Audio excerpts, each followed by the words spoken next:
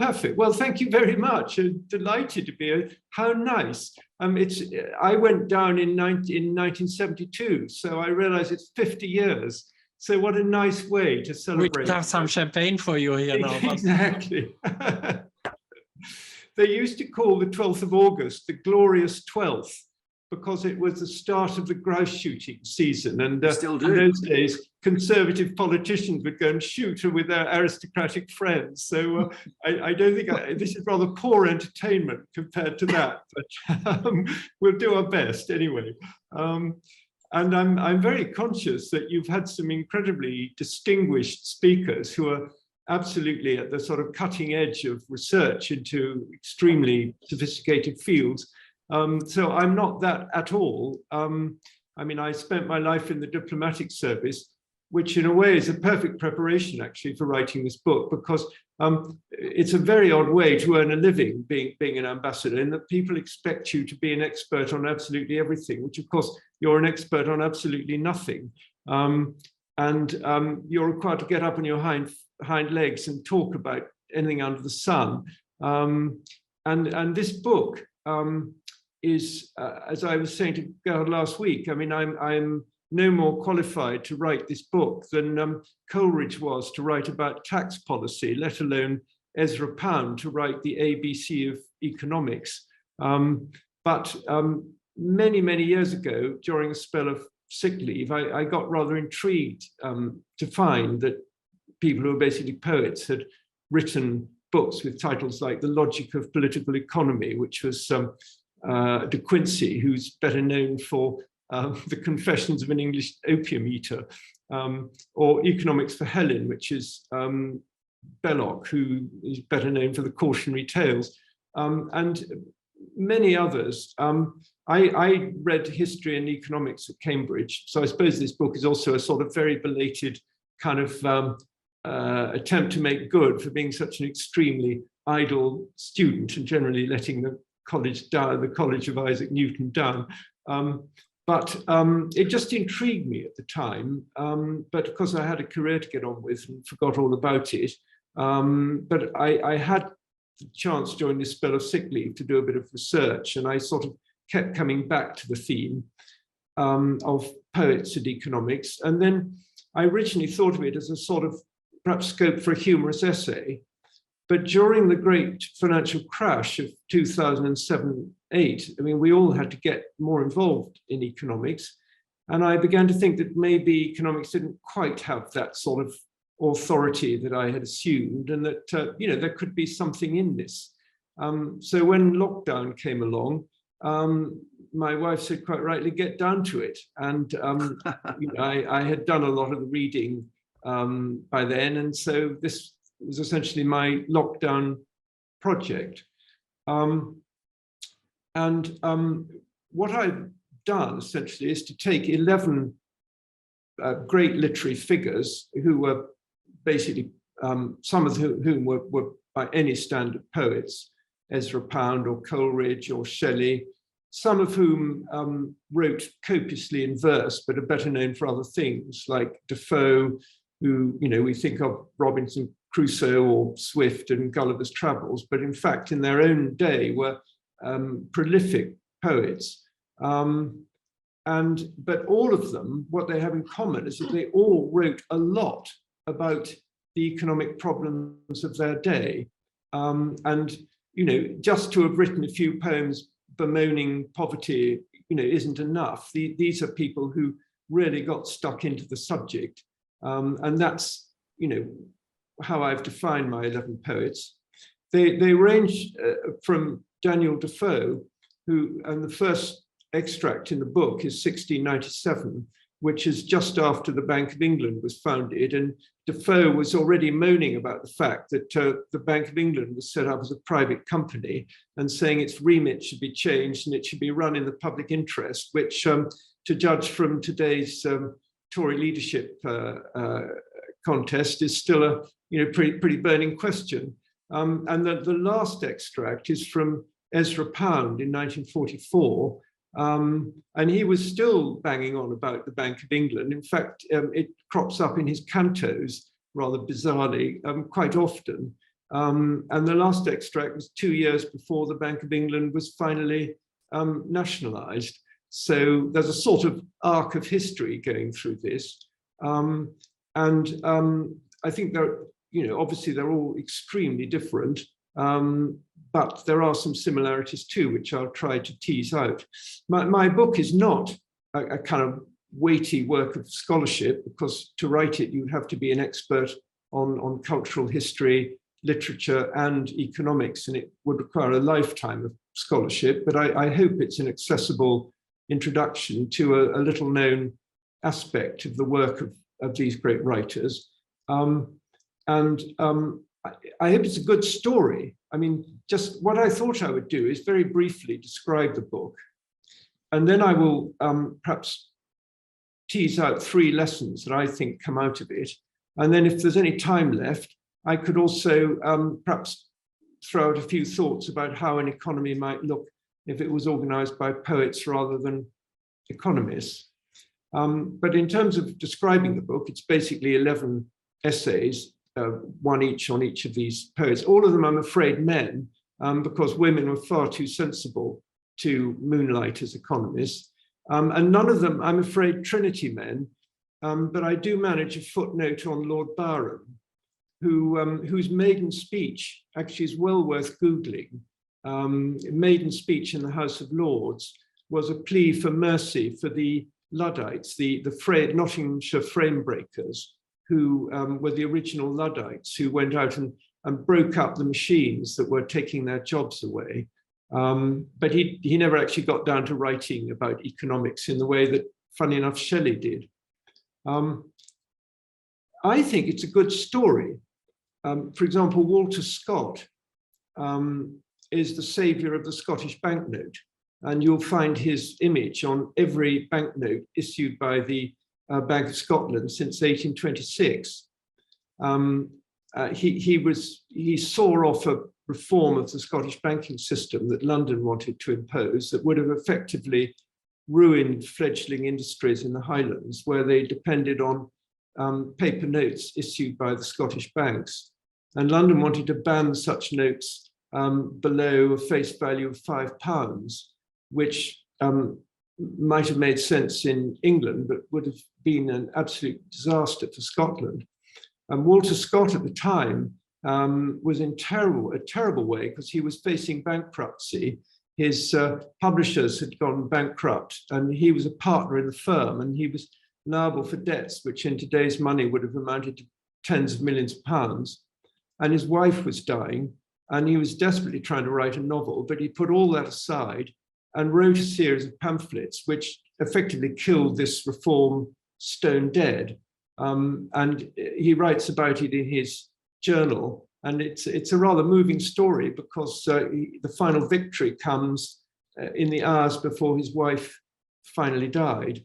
Funny enough, Jonathan Swift did something rather similar in Ireland, and when the British government wanted to debase the Irish coinage, he became a national hero by leading the resistance, and he could have easily gone to prison for it, and his printer actually did. He also went to Ireland to be dean of the Protestant cathedral, and when he arrived, he was so horrified by what he found, the state of the country and its economy. London had imposed basically trade, a sort of beggar my neighbour trade policies on Ireland, so that Ireland couldn't export its own wool, and basically had to send raw materials to the wool to England to be spun and made into finished products, and they had to do it in English ships, furthermore. And Swift thought this was dreadful and led a campaign against these English restrictions, and he became so incensed that in the end, after various economic pamphlets setting out the arguments had fallen on deaf ears, he wrote what is still, I think, one of the most famous satirical pamphlets in the English language, called A Modest Proposal, in which he suggests that since all other avenues seem to be closed to the Irish, perhaps they should raise babies as meat for the rich man's table. And I thought I might just read you a little extract from the modest proposal, just to get things going. Most English readers at the time, this is me just introducing it, most English readers at the time would have viewed Ireland with a mixture of condescension and anti-Catholic prejudice. They needed a jolt. With his modest proposal of 1729, Swift produced an armor-piercing satire. Having solemnly computed that 120,000 surplus children were born each year in Ireland, and shown that rearing them made no economic sense, Swift comes to his modest proposal. I have been assured by a very knowing American of my acquaintance in London that a young, healthy child, well nursed, is, at a year old, a most delicious, nourishing, and wholesome food, whether stewed, roasted, baked, or boiled. I do therefore humbly offer it to public consideration that of the 120,000 children already computed, 20,000 may be reserved for breed, and the remaining 100,000 may, at a year old, be offered in sale to the persons of quality and fortune through the kingdom, always advising the mother to let them suck plentifully in the last month, so as to render them plump and fat for a good table. I have already computed the charge of nursing a beggar's child, in which list I reckon all cottagers, labourers, and 4/5 of the farmers, to be about 2 shillings per annum, rags included. And I believe no gentleman would repine to give 10 shillings for the carcass of a good fat child, which, as I have said, will make 4 dishes of excellent nutritive meat when he hath only some particular friend or his own family to dine with him. Thus the squire will learn to be a good landlord and grow popular among his tenants. The mother will have 8 shillings neat profit and be fit for work till she produces another child.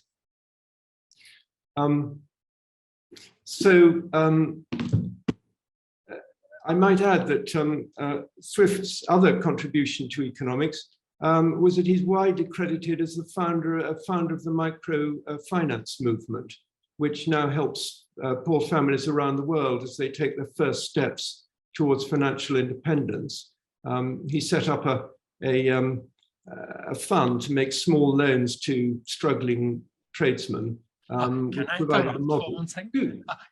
I mean, this modest proposal is, of course, very, very shocking to hear. Yes. I didn't know about it, so it's heart-wrenching to listen to it.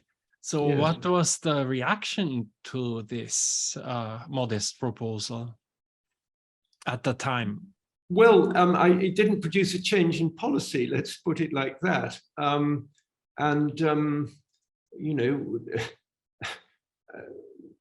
We had the great Irish famine in 1848 when, laissez-faire, I mean, I'll talk about it a bit later, but essentially laissez-faire, London took a laissez-faire attitude.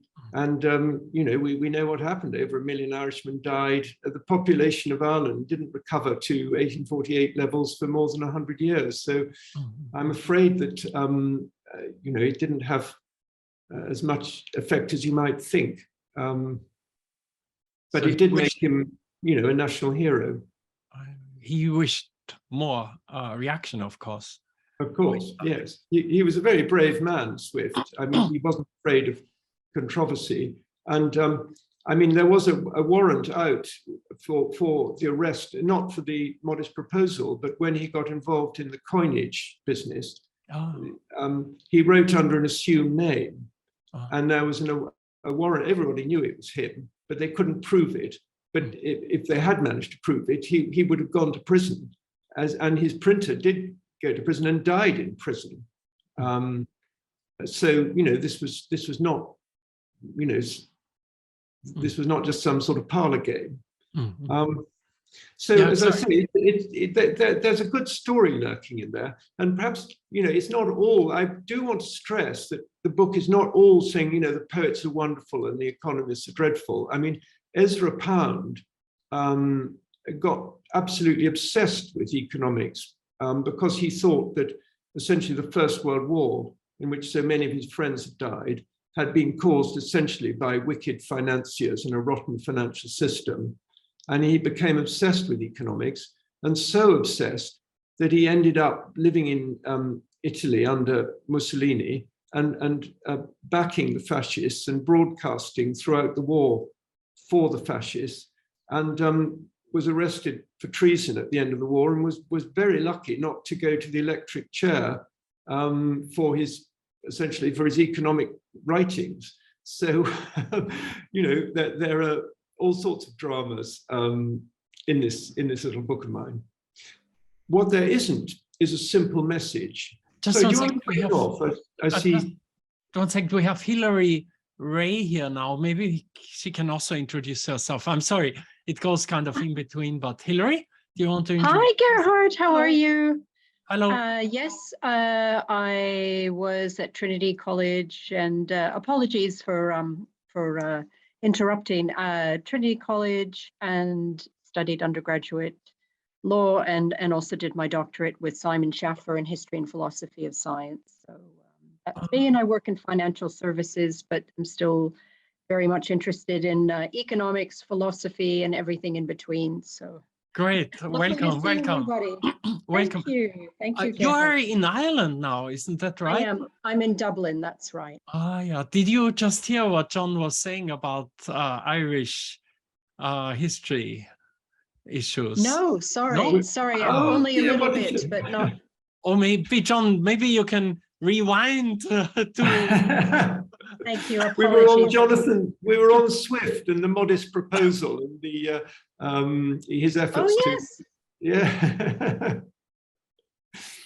I was told by my sort of PR lady that the Irish finance minister had asked for a copy of the book. So and I'm told he's very much interested in these things. So you should have invited him to the discussion today, or you can send him the recording on YouTube later if you want.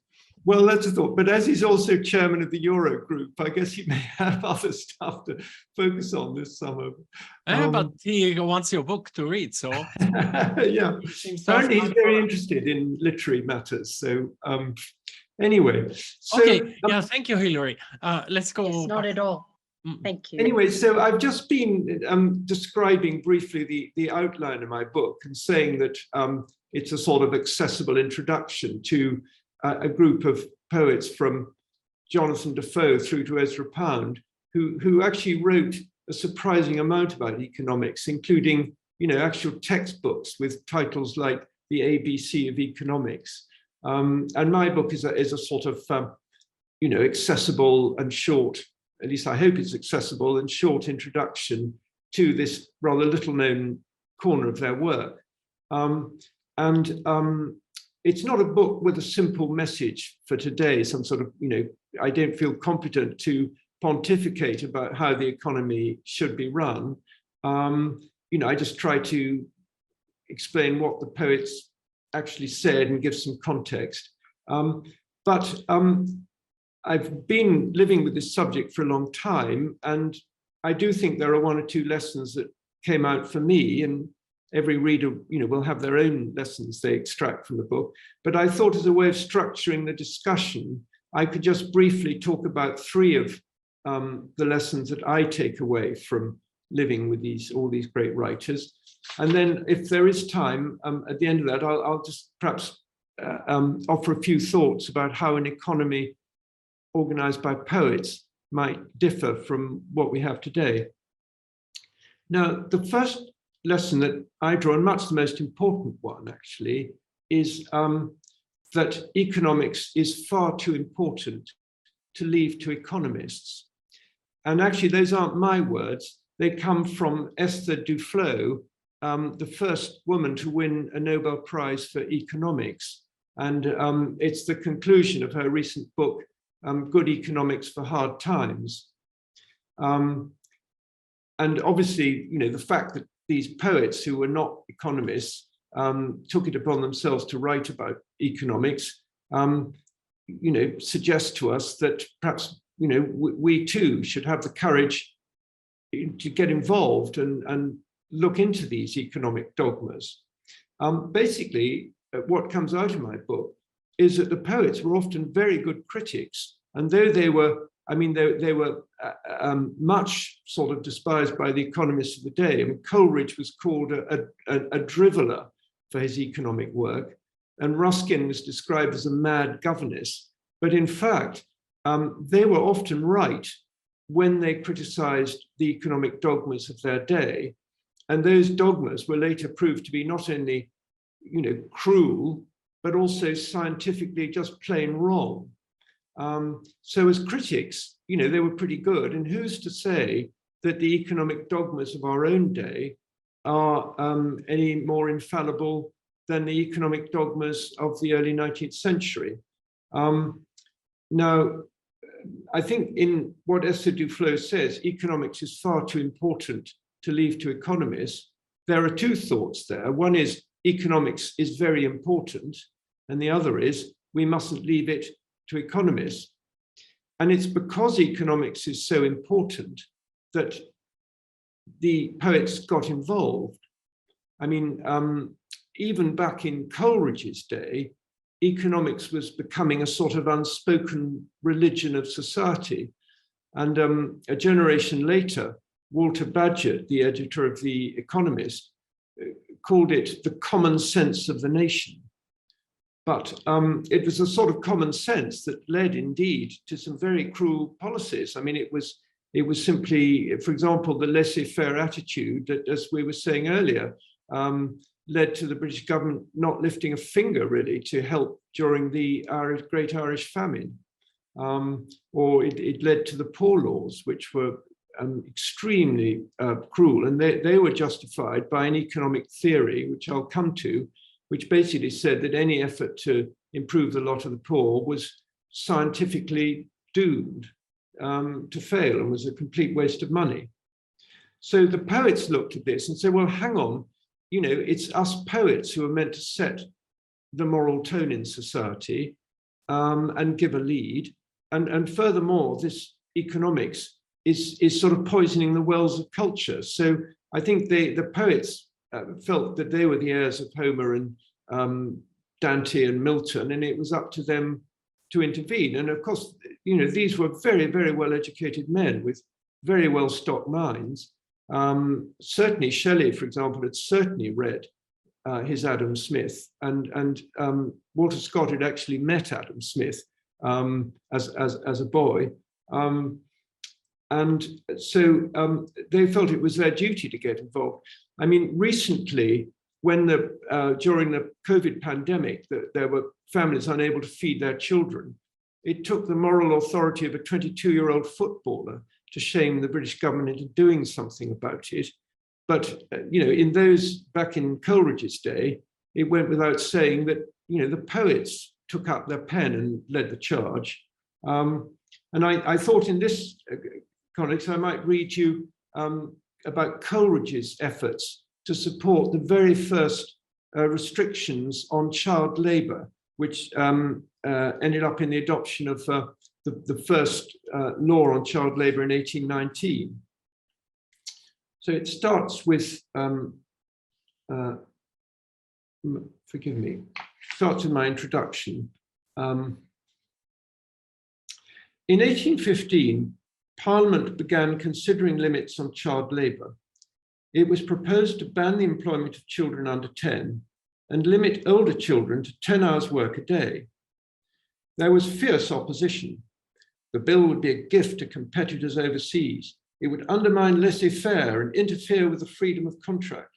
Children were better off in the mills. Their parents needed the money. Coleridge had seen similar arguments trotted out in defense of slavery. He demolished them in a series of pamphlets. And here I quote Coleridge. But free labor, in what sense not utterly sophistical, can the labor of children, extorted from the wants of their parents, and here's a quote from Shakespeare, their poverty but not their will consenting, be called free? The common result of the present system of labor in the cotton factories is disease of the most painful and wasting kind, and too often a premature death. If the labor were indeed free, the employer would purchase and the laborer sell what the former had no right to buy and the latter no right to dispose of, namely the laborer's health, life, and well-being. The factory bill would eventually pass in 1819. In watered-down form, the minimum age reduced to 9, with no inspectorate, applying only to the cotton mills, and so forth. Arguments supposedly drawn from political economy were brandished in brazen support of vested interests. All this confirmed Coleridge in his dislike of the subject. In a letter of 1818, he wrote, "I've been doing my best on behalf of the poor cotton factory children, whose condition is an abomination which has weighed on my feelings from earliest manhood. I dare affirm that few superstitions in religion have been so extensively pernicious to the intellectual and moral sanity of this country as those of so-called political economy. It is a science which begins with abstractions in order to exclude whatever is not subject to technical calculations. In the face of all experience, it assumes these as the whole of human nature, and then, on an impossible hypothesis, builds up the most inhuman edifice, a temple of Tezcatlipoca, which was an Aztec god worshipped with human sacrifice." And Coleridge goes on, "Whenever it suits the interests of the rich, i.e. their imaginary interests, not as men, but as rich, they can then discover that political economy is, like geometry, an abstract science from which in practice all sorts of deviations must be allowed. But when morals, health, humanity plead, oh, they are then inviolable truths. Free labor must not be interfered with, etc." So that was Coleridge on the sort of way that political economy gets into the everyday debate on topical issues. Today's economics, of course, is far more powerful. Economists far more prestige, far more prestige than they did in Coleridge's day. And economics is absolutely omnipresent in the way we think. It's part of the air we breathe. The question is, are these economic doctrines any less fallible? And of course, they're now very opaque because they're all wrapped up in mathematics, which some of you brilliant folk can probably understand, but I certainly can't. Let me just give you, the fact is that economists in the past have believed some very odd things. And let me just give you one example from Coleridge's time, which is the iron law of wages. Now, mainstream economists like Ricardo and Mill, great giants of the subject, firmly believed that everything had a natural price, which was different to its market price. If you've had a classical education and read your Plato, I guess this makes sense. And the natural price was based on the amount of labor that went into something. And the market price could differ from the natural price for all sorts of reasons. And the job of market prices was to attract capital from one trade to another until the natural order was restored, which is basically sort of, as far as I see it, pure metaphysics. But anyway, building out from that, Ricardo, who I remind you was the sort of Maynard Keynes of his day, defined the natural price of unskilled labor as follows, and I will read it to you if you give me a moment. Here we have Ricardo's definition of the natural price of unskilled labor. Labor, like all other things which are purchased and sold, and which may be increased or diminished in quantity, has its natural and its market price. The natural price of labor is that price which is necessary to enable the laborers, one with another, to subsist and to perpetuate their race without either increase or diminution. In other words, the natural price of labor was just enough money to keep them alive and to produce new laborers. But if they were paid any more, then they'd produce too many laborers and then the price would go down again. Now,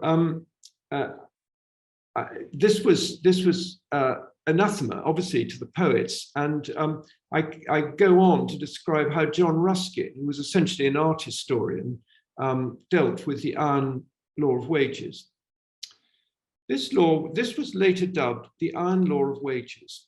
It was another classic example of the so-called Ricardian vice, that is, logic built on shaky assumptions. But it was widely believed and had chilling implications for the real world.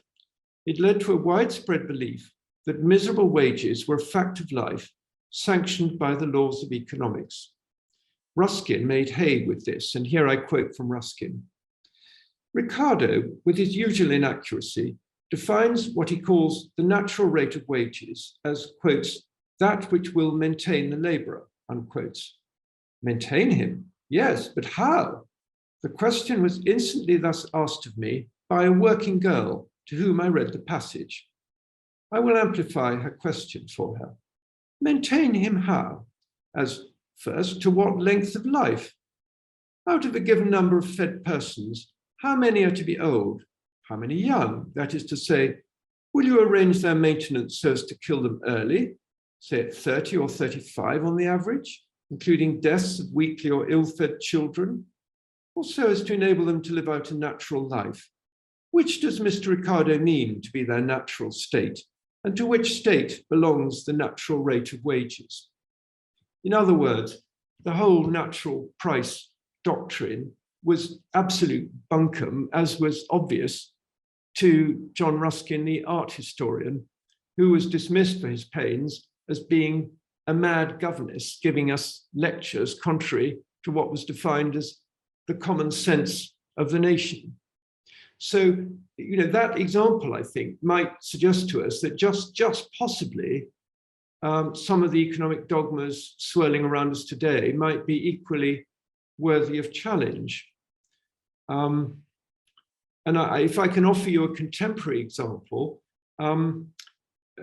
financial markets, economists used to believe that financial markets were uniquely rational because prices are discovered all the time in the markets. The price of a given stock or share is going up and down all the time. So there's absolutely no doubt what the market values it at. And this was held to make financial markets particularly so-called rational. And it was believed, therefore, that as markets were in the end taken in the lump rational, they would tend towards stability, and that the best thing to do was light regulation.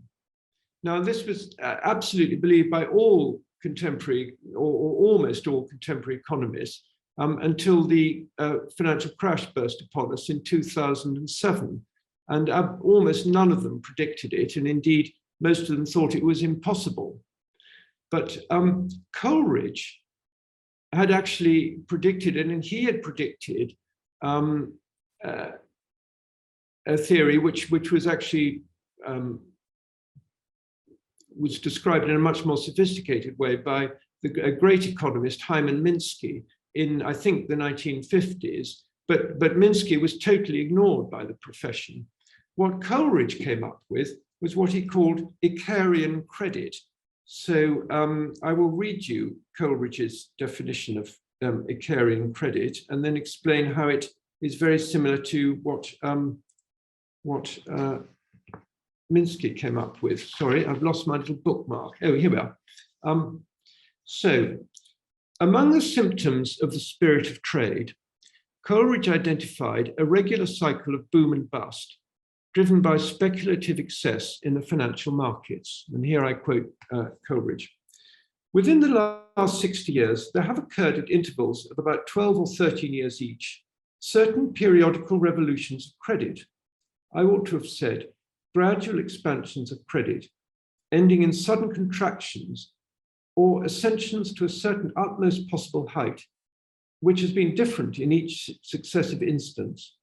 But in every instance, the attainment of this, its nec plus ultra, has been instantly announced by a rapid series of explosions, in mercantile language, a crash, and a consequent precipitation of the general system. For a short time, this Icarian credit, this illegitimate offspring of confidence, seems to lie stunned by the fall, but soon recovering, again it strives upward.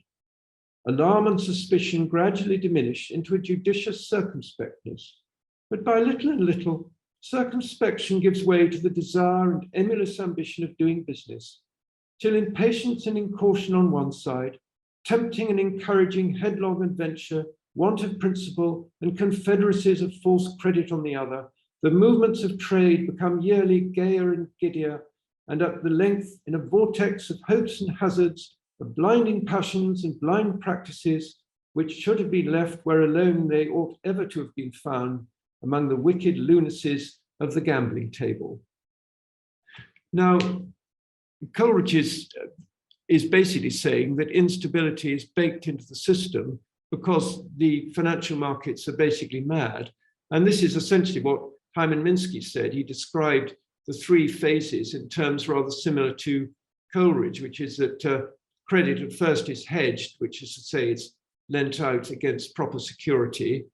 Then it's speculative, so it's lent out to people who can probably pay the interest, but getting your capital back is probably going to require the investment to work out. And the third phase is Ponzi, when it's just complete lunacy. And I think that maps pretty well onto Coleridge's Icarian credit. Anyway, that brings me, I think, onto my second lesson, which is, we should all be afraid of finance unbridled. I mean, from Defoe through to Pound, they all warned about finance. And funnily enough, I mean, I'm not an economist, but economists seem to me to be curiously, or strangely, I should say, uncurious about money itself.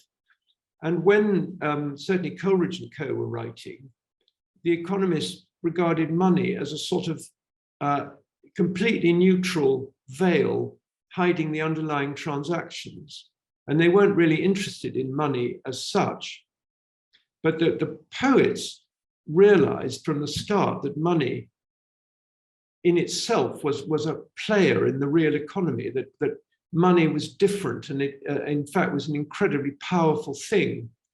And I thought I might just read you from Defoe, who wrote a book called The Complete English Tradesman, which was probably one of the first ever business manuals. It takes, Defoe himself had been in business, and it takes the aspiring businessman through every aspect of running a business.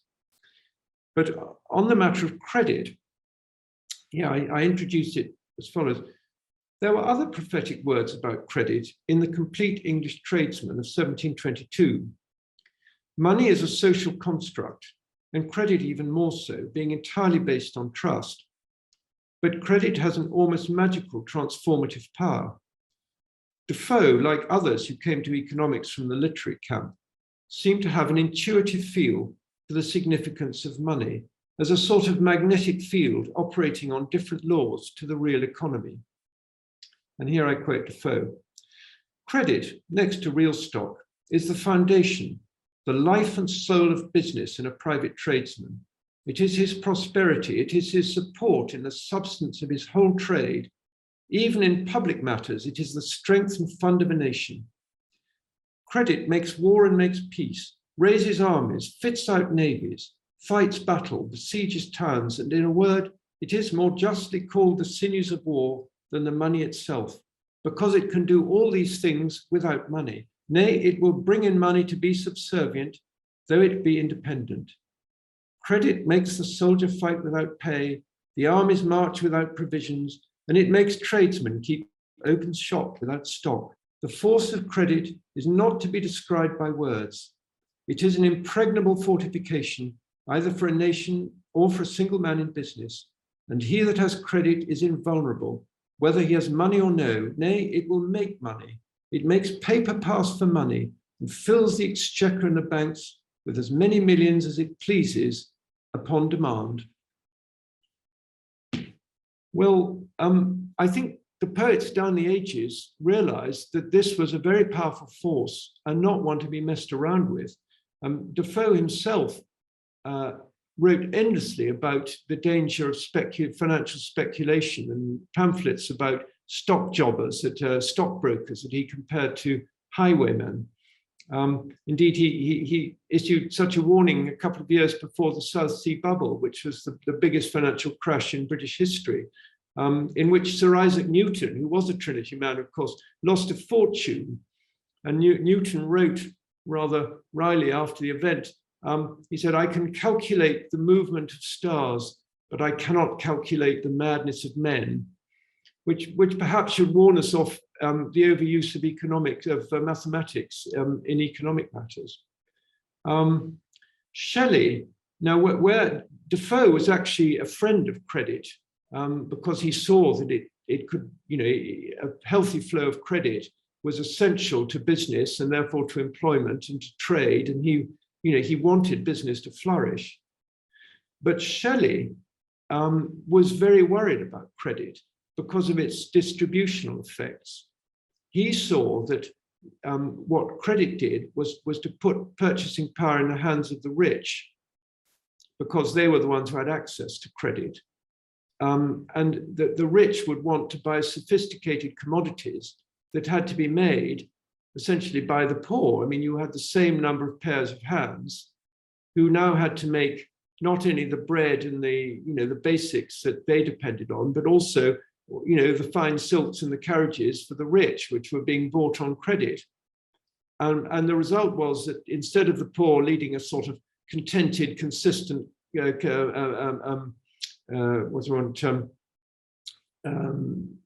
life in front of their cottage, cultivating the food for their family, they get dragged into factories and become sort of cannon fodder for the market system. So Shelley's analysis was actually a sort of pre-Marxian analysis. It was a cry against the role of credit in expanding the market to cover more and more commodities, more and more things that used to be sort of subsistence, that were within the community or the family, become commodities. And to produce these commodities, people get dragged into the factories. And that in a much more sophisticated way is what Karl Marx said. But Shelley got there first.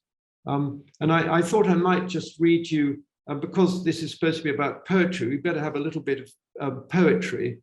So I thought I might read you from Shelley's Mask of Anarchy, which is a poem he wrote to protest about the massacre of the Peterloo massacre, when the poor came out to protest about the hardship of the slump in 1819.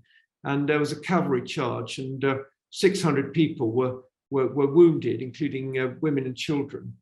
And he wrote this poem called The Mask of Anarchy, which it begins with a famous image of Castlereagh, a member of the government widely blamed for the oppression.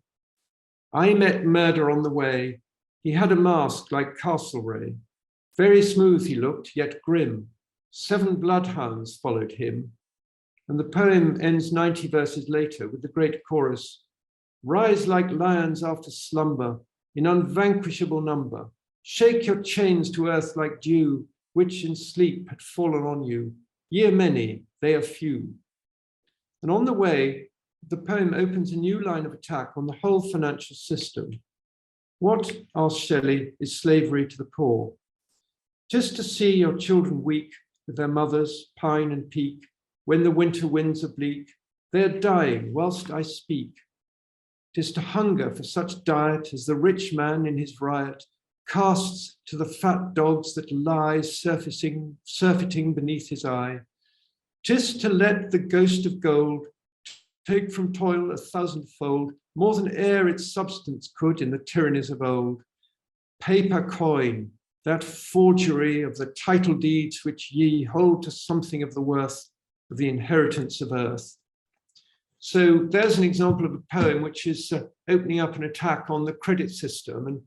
And Shelley, in fact, went on to demand that the national debt be abolished because it was mainly paid from taxes paid by the poor.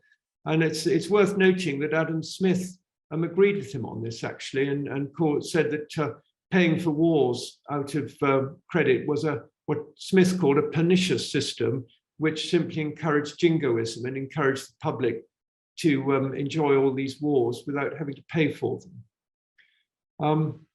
And just perhaps one other thing about credit, the poets had no doubt that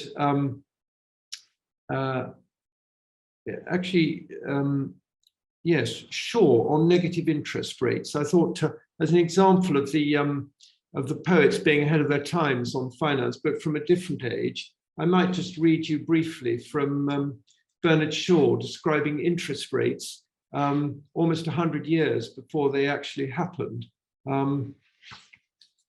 He says, this comes from a book he wrote called, with a ghastly title, called The Intelligent Woman's Guide to Capitalism and Socialism. He says, a woman who found herself with a 10-penny loaf on her hands, over and above what her family needed to eat, might, sooner than throw the loaf into the dustbin, say to her neighbor, you can have this loaf if you'll give me half a fresh loaf for it next week.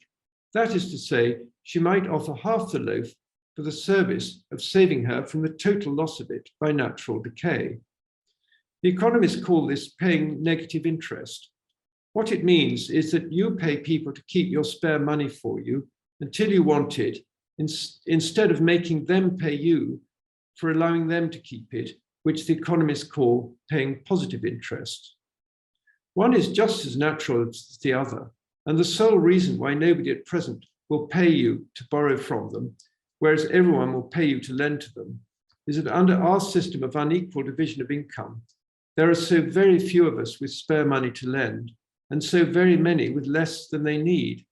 If instead of having a few rich among a great many poor, we had a great many rich, the bankers would charge you a high price for keeping your money, which in 1930 was not a bad prediction, although it took, as I say, another 90 years to actually happen.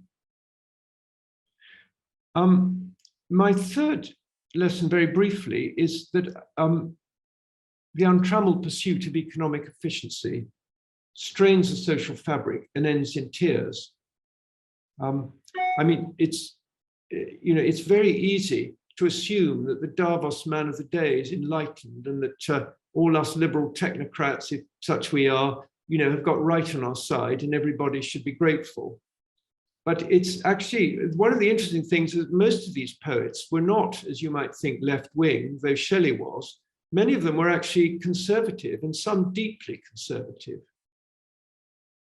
And yet the Davos man of the day, had quickly came to seem a monster. I mean, laissez-faire was the sort of liberal doctrine of the day, and it led to the poor laws. Oliver Twist in his poorhouse being refused more porridge, that system was designed by well-meaning utilitarians. So if all you can offer people is greater economic efficiency, what you are also offering them is the disruption, the tearing up of the social fabric, the sort of uncertainty, the instability in their lives that ordinary people hate. And the poets warned against this time and time again. I thought perhaps I could just read you Coleridge again on this. He talks about coming across a wonderful old lady in the Scottish Highlands, where, of course, the people had been chased off the highlands to make way for new forms of farming. And he recalls a conversation with an old lady in the Highlands, a victim of the clearances, who might have stepped out of a novel by Walter Scott. And the old lady says to him, within this space, how short a time back, there lived 173 persons, and now there is only a shepherd and an underling or two. Yes, sir, Christian souls, man, woman, boy, girl, and babe, an old man by the far side, and many a brave youth among them, who loved the birthplace of his forefathers, yet would swing about his broadsword, want but a word to march off to battle. Well, but they are gone, and with them the potato plot that looked as gay as any flower garden.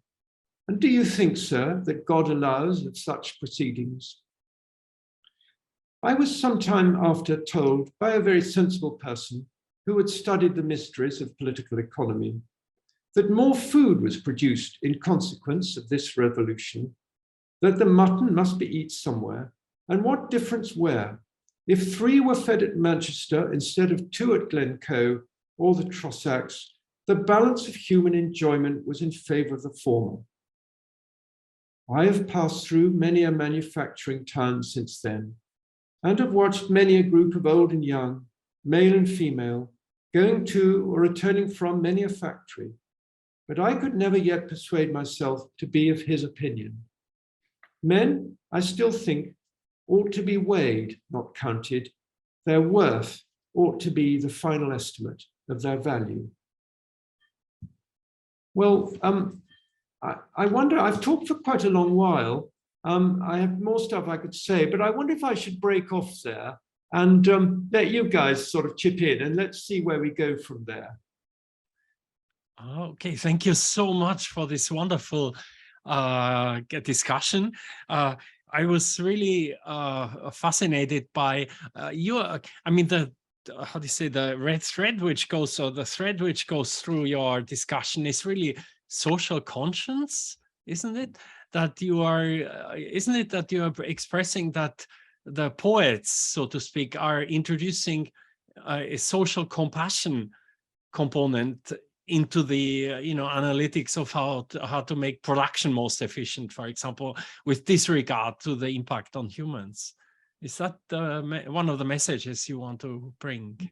Well, it's more than just compassion, I think. I mean, actually, some economists, for example, Schumpeter, who's well known as the the champion of creative destruction.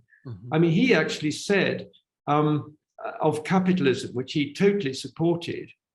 He said a wonderful quote. He said, in breaking down, so I can't quote it, but in breaking down the pre-capitalist system, which prevented capitalism from advancing, it also destroyed the buttresses which kept society together, and thereby sort of, I think what he was saying was that capitalism destroys the very fabric of society, which ends up by undermining it.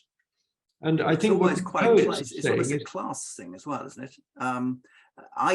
It was interesting. What I thought came out of that is that, generally speaking, rightly or wrongly, I've associated poets derived from the old-fashioned, more upper classes, and have greater connectivity, often because they've been derived from the land themselves, and appreciate the old rural workers. And essentially, what you've got there is essentially so the upper class and lower class are being affected by the new rise of the middle class, which is essentially the industrialism, the economics, the city. It's much more, it's like sort of the country, top and bottom, fighting against the Protestant work ethic, isn't it? It's sort of, it was quite fascinating, some of the things that you're reading there, I felt. I think there's a lot in that. I mean, the politics of the day was that the conservatives, were the landed interest and stood for the old way of life. And the liberals, they stood for industry and efficiency and progress and all that, but were very blind to some of the human consequences. Exactly. What I think complicates it all is the Irish issue. I do think the Irish issue is one of the greatest tragedies of British politics over the last 2 centuries, that we didn't have a Home Rule Bill.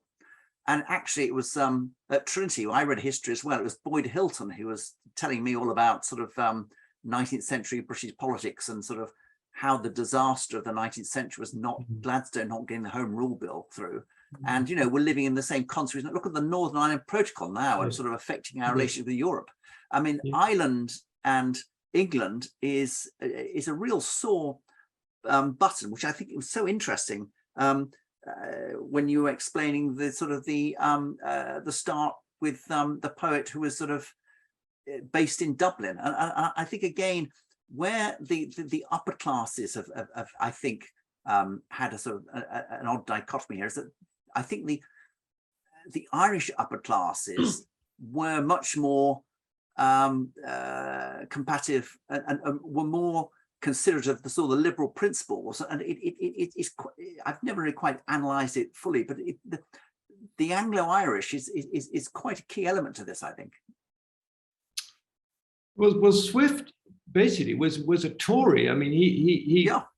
friend of the landowners. I mean, he was just so shocked by, after a lot of the Irish landowners were absentees, actually, and they were totally living the high hog in London while their tenants were sort of starving. I think he was just so shocked. I mean, he was a Tory, but he didn't allow that to, he also had a pair of eyes. I mean, what poets do is to observe, and what he saw was just intolerable. And also, I guess, one also needs to put into this at the same time the economics at the class level and where people are making money and not really sort of earning it. It's the slave trade. You presumably had the same people in Bristol, London, participating in huge investments in the Caribbean and Africa. At the same time, they were sort of doing similar with their Irish lands as well. And so the attitude to how they were dealing with the workers in Ireland was probably similar to their attitude to how they were making money in the slave trade as well. I've never sort of worked out the respective time tables of the two, but probably similar people as well. It's a matter of the Tory aristocrats were betting on the slave trade just as much as they're betting on their Irish lands, weren't they? And I'd be interested in what you think about that, John. And Adrian, I think you've put it so well, and we've not really fully, I think, integrated those separate histories and economic histories. But I do think, and also being here for a couple of years and learning a lot more about the history, it does become quite stark and quite shocking that the same economic programs, I suppose, were applied here as they were, of course, in Scotland. And yes, it was interesting. I think what John was saying about that you couldn't sort of go to the next stage of production with the wool; it had to come to England to be spun. So in a sense, it really was. The British were treating the Irish just like treating the slaves in the Caribbean, really. That's right. That's right. There's a town up in the north, on the north coast, called Ballycastle, and in the 17th and 18th century, it had. I don't know if you know it. It's a beautiful place near the Giant's Causeway. But what I only recently found out is that in the 17th century, it had a flourishing glassworks, and also coal mines and a lot of production.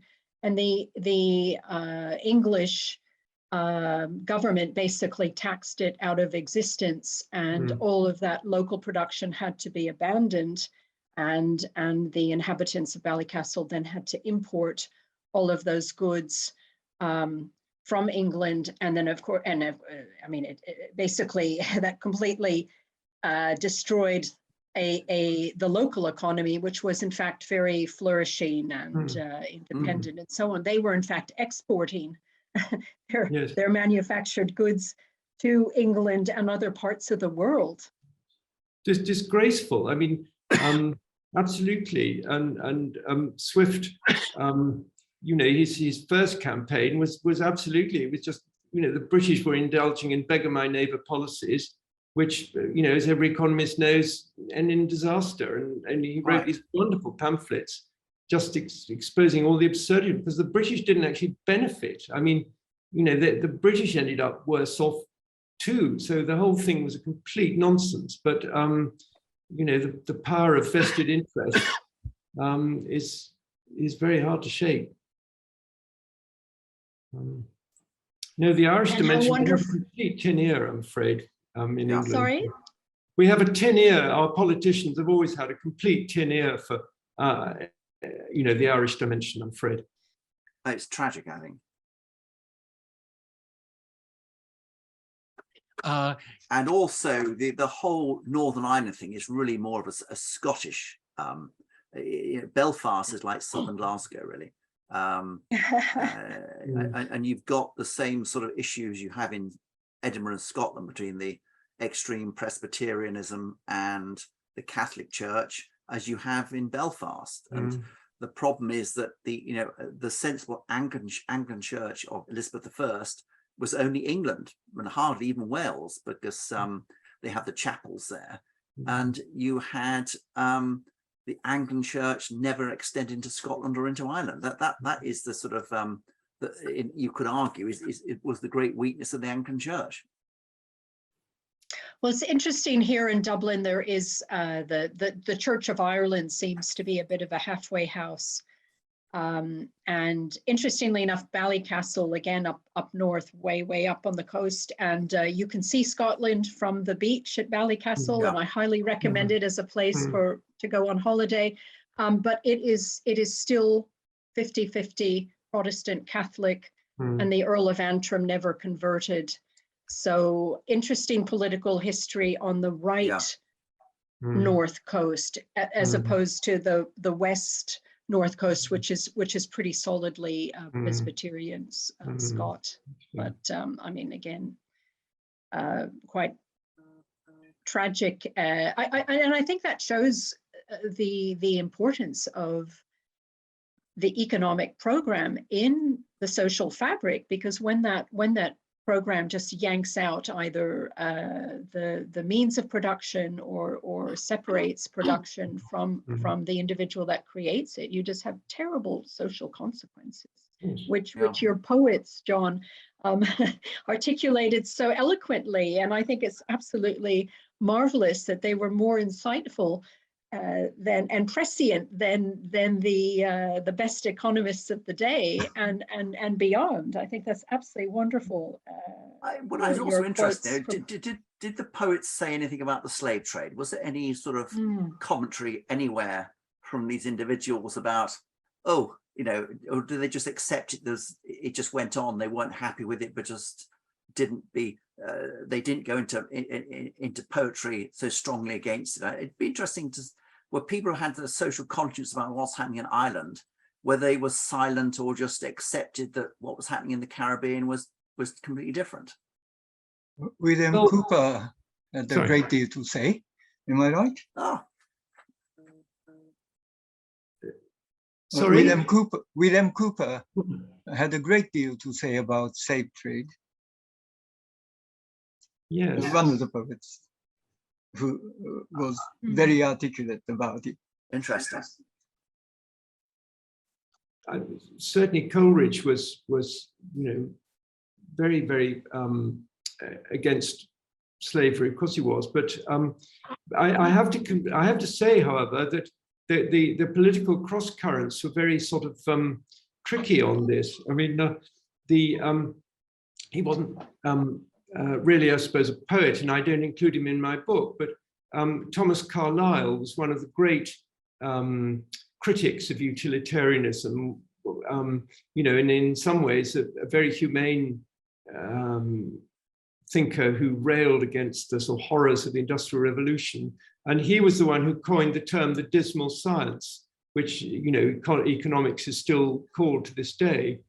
But that term, the dismal science, was coined in an absolutely appalling pamphlet by Carlyle devoted to the slavery question. And I'm afraid it has to be said that Carlyle actually had jolly little sympathy for the anti-slavery cause, and thought that the slave owners had been hard done by and that it was all very ridiculous. And I mean, some of these, you could find rabidly sort of right-wing views associated with the attack on utilitarian thinking. And this is what I think is perhaps relevant to our own day, is that we've somehow, I think, that the liberal order, which I personally support, has sort of lost the moral high ground, because all we can offer people is this kind of, it's a bit like Keir Starmer for those who follow English politics, all you can offer people is sort of somehow more efficiency and better managerialism. And that you get these populists who come along and they really tap into something. I mean, Trump didn't become president by accident, and Orban hasn't been endlessly re-elected in Hungary by accident. If the liberal order can't police itself, and curb its own excesses, and people feel sort of, that the roots of their existence are constantly being torn up, and there's sort of endless instability, in the quest for kind of greater efficiency and output and profit, people will listen to very right-wing voices who are telling them about community and roots and identity and stuff like that. So, you know, I think there are warnings in this book, as I say, for our own politics today. Don't assume these poets were all left-wing. No, some of them were very, very right-wing, actually, including Walter Scott. Can I ask you, you know, one of the personalities I was very, very impressed in your book, but who you didn't mention so far, I think, is George Bernard Shaw, who I learned from your book that he is a co-founder of London School of Economics. I didn't know that at all. And also he's Irish initially, or all his life now. So that also connects to our Irish theme here. Could you tell us a little bit more about your thoughts about George Bernard Shaw? Yes, I mean, he was obsessed with economics. He studied it in the good old British Museum reading room of fond memory, like Karl Marx. And he seems to have tutored Stalin. Yes. People. Where was that, in London? Or? Oh, no, he went on a visit.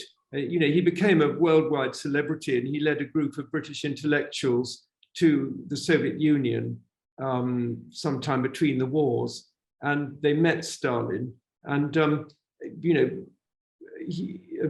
George Bernard Shaw was such a big head that he promptly just seized the microphone, as it were, and lectured Stalin for about 2 hours on what socialism was all about.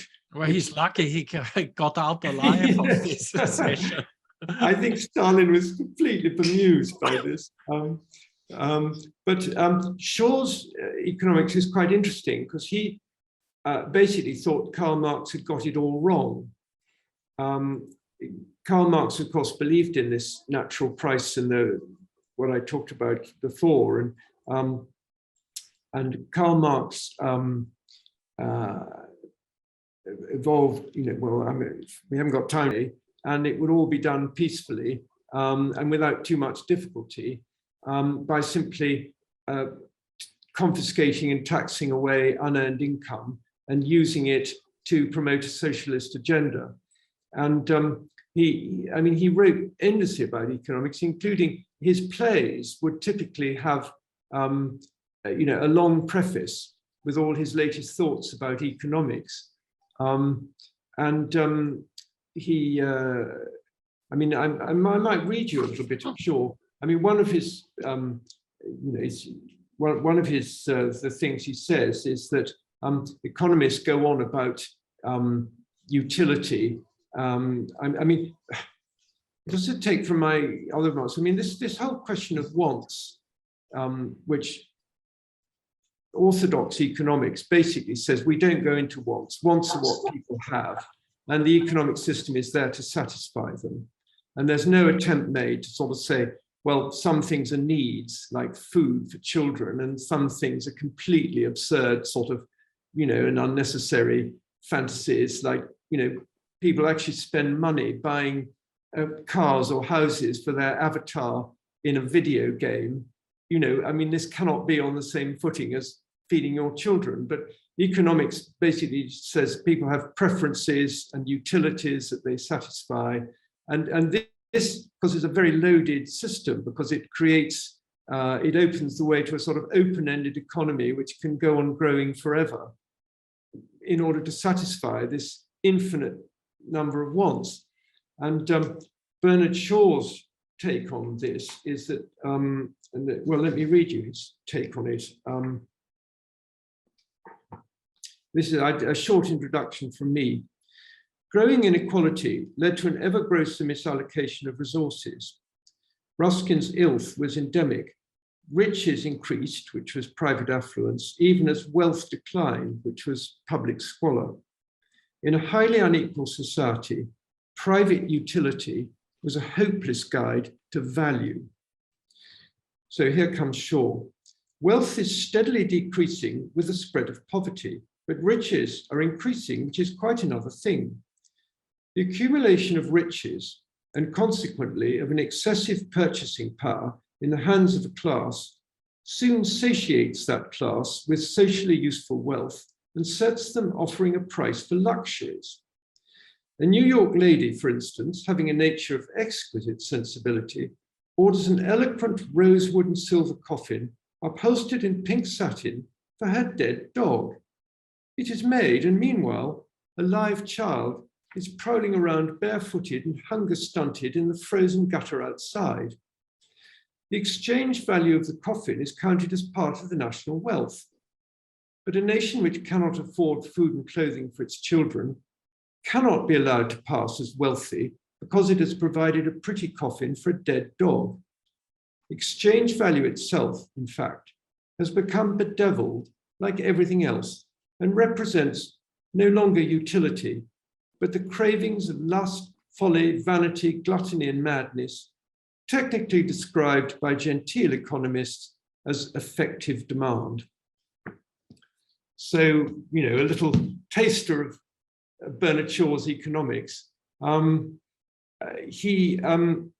There's a wonderful exchange between Bernard Shaw and Maynard Keynes in the 30s, which is reproduced in that great biography of Keynes by Lord Skidelsky. Keynes is infinitely patient with Shaw, but he then writes an article in the New Statesman about the economics, because Shaw's economics was all out of date. You know, he'd learnt it in the Victorian age and never really moved on. And Keynes says of Victorian economics that there were two families, those who believed it was true and intolerable, and those who believed it was true and inevitable.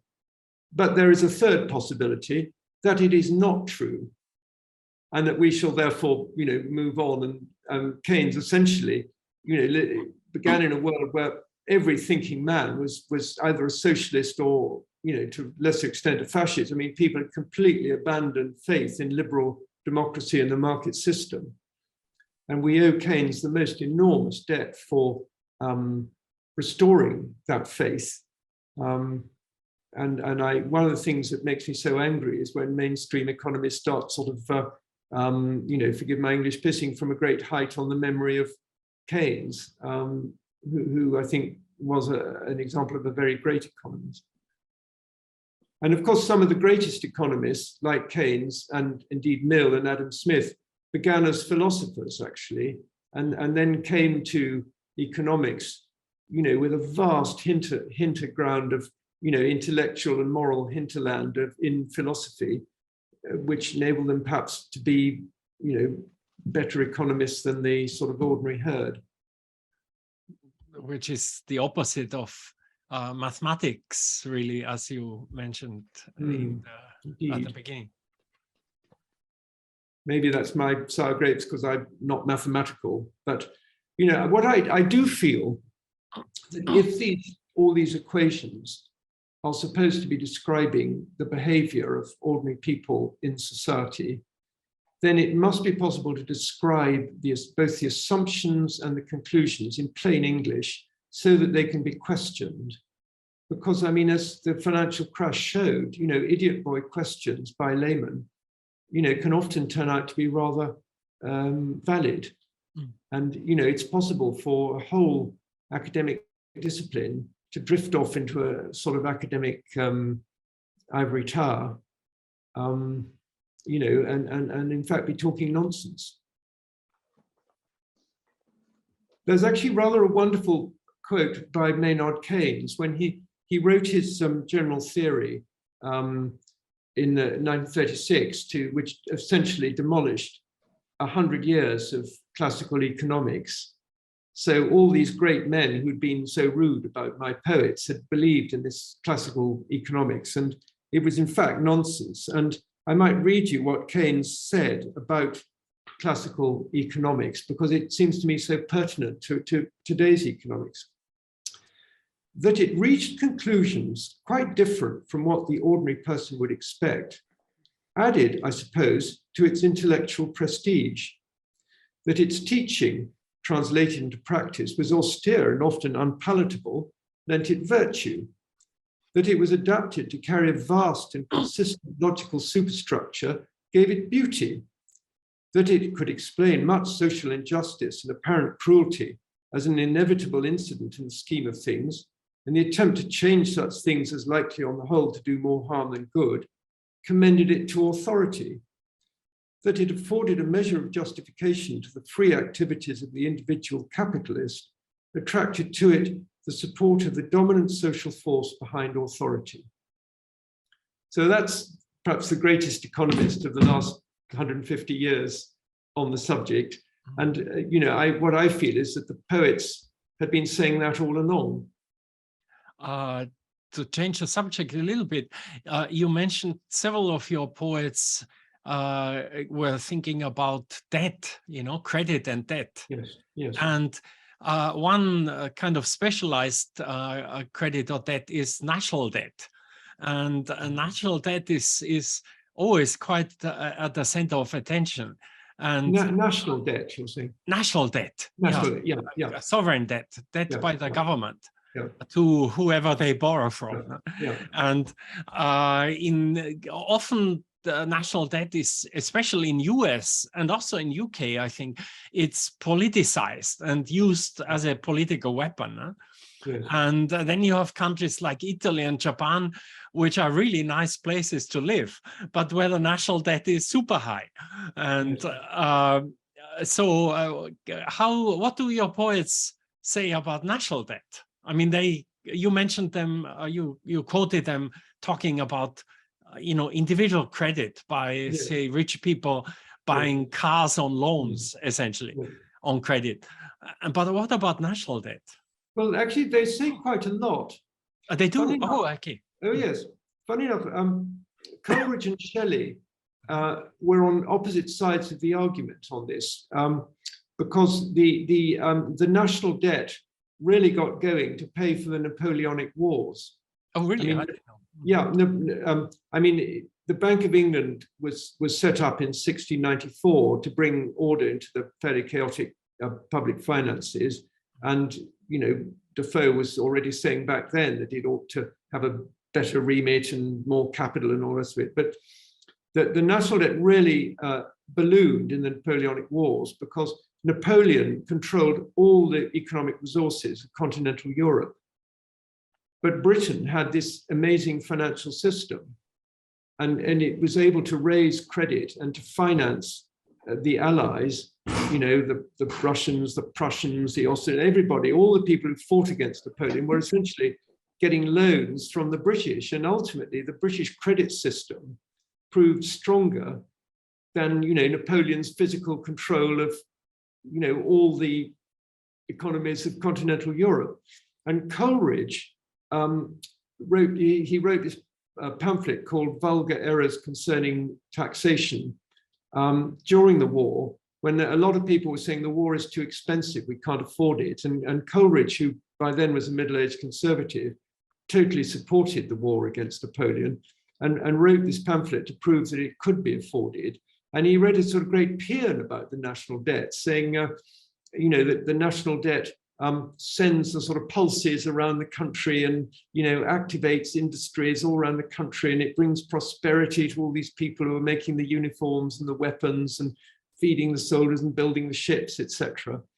And in fact, it's quite pre-Keynesian what Coleridge has to say. And he has the idea of, he'd been funny enough, secretary to the governor of Malta for a while during the war, and he'd seen the way that the water was sent in continental gardens. They had an irrigation system where the water was sent round all these gardens in the arid southern gardens to bring life. And he compared the economy to this. And funny enough, it took another 100 years before economists began to conceive of the economy as a circular flow and actually started to build hydraulic models to show how it works. So, Coleridge was actually well ahead of his time.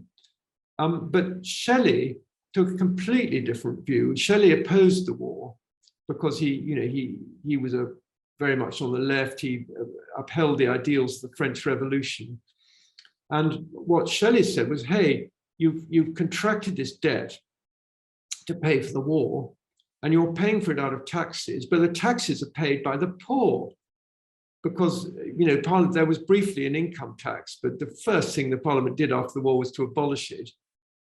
And so you have the poor now paying the interest on the debt, but the debt is owned by middle-class rentiers who live off the interest. So Shelley says, you know, before we had the aristocracy who were bad enough living off their, you know, with their unearned income from their rents, and now you've got this new class of these pelting wretches who aren't even brave, who haven't even gone out like the aristocracy and sort of fought battles. They're just sort of, you know,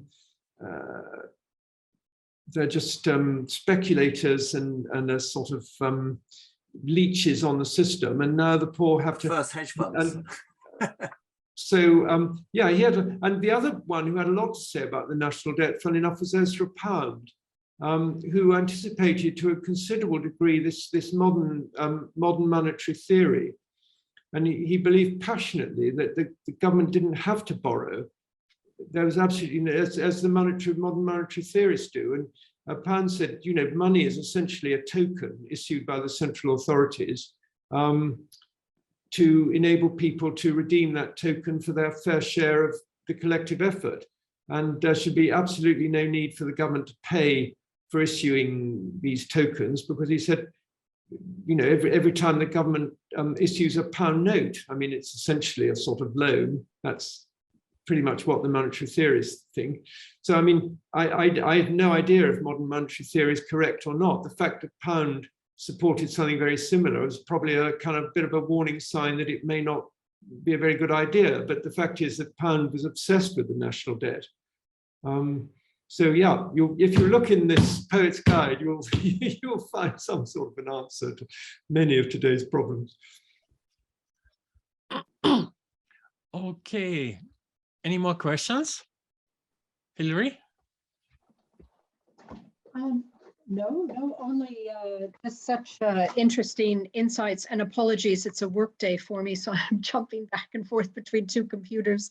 But yes, and what you were saying about just that disconnect in economics, it just made me think of game theory, for example, where I've read articles about game theory and really couldn't even understand a word. It didn't seem to have anything to do with just the economics of everyday life and production and so on. So I think you're absolutely spot on, and thank you so much. This has been so much food for thought and very inspiring, and really bringing economics, which is, I agree, kind of taken up the language of science for a number of political reasons, but you've really, I think, taken it back to its origins and to what it can be used for, and wonderful to refer to the poets and again just how insightful they were and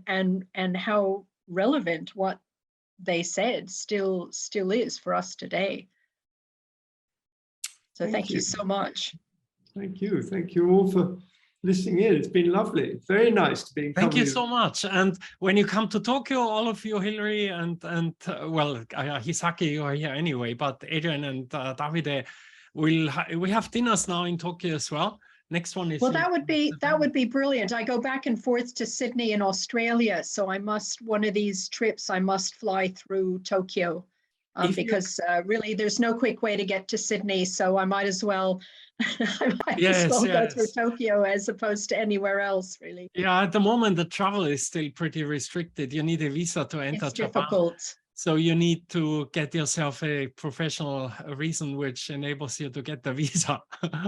We had a New York quantitative Trinity mathematician working for an investment fund in New York, and he had a business visa to Japan for work with his clients here, and so he joined us for dinner now, despite the virus situation and the visas. Wonderful.